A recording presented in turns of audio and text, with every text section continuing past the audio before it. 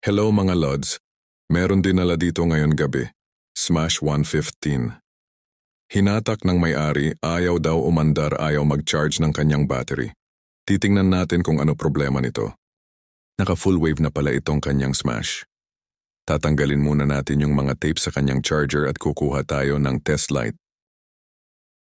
Yan mga Lodi, tapos na natin matanggal yung mga tape sa kanyang charger. Itatabi muna natin itong charger. Ang iti-test light natin ay ito lang kadugtong sa yellow wire at pink wire na galing full wave charger na papuntang stator, na color, gray wire at violet wire. Kukuha muna tayo ng test light para matest natin kung ano ang problema. Yung test light clip mga idol ay ilagay nyo sa body ground ng motor nyo. Tapos yung isa ilagay nyo sa gray na wire na papuntang stator. Tapos i-kickstart nyo. Dapat hindi iilaw yung test light kapag nag-kickstart kayo.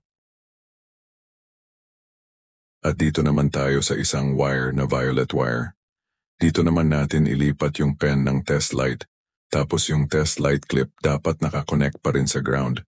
At kickstart nyo, same lang po ang proseso. Dapat hindi pa rin iilaw yung test light kapag nag-kickstart. At dito naman tayo sa dalawang wire. Tig-iisa sila bawat wire sa ating test light. Okay lang kahit magkabaliktad, walang problema.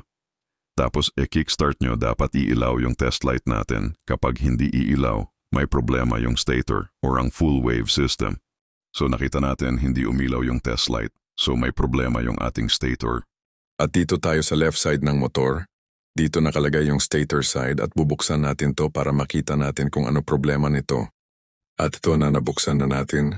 Okay naman yung wiring niya sa full wave. Pero meron tayo nakita ditong dalawang magnetic wire na magkadikit. Pero wala ng contact, dapat itong dalawang magnetic wire na ito, dapat hindi ito magkakahiwalay. Kukuha tayo ng pangkiskis sa magnetic coil.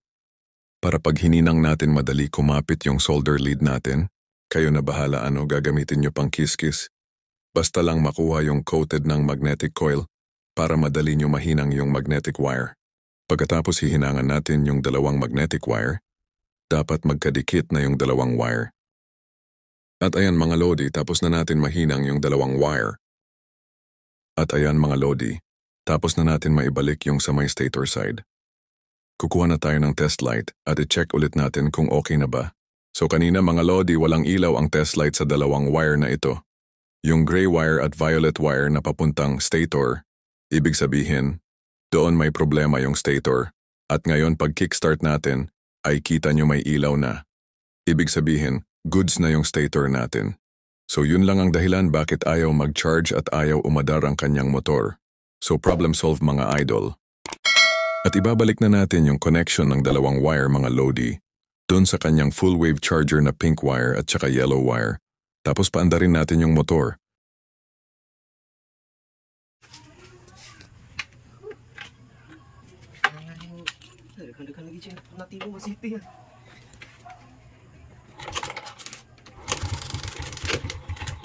Ayan mga idol, umandar na ang kanyang motor.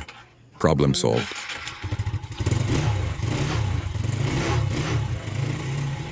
Medyo mahina ang kanyang menor mga Lodi. Kunting adjust lang ang kailangan at goods na.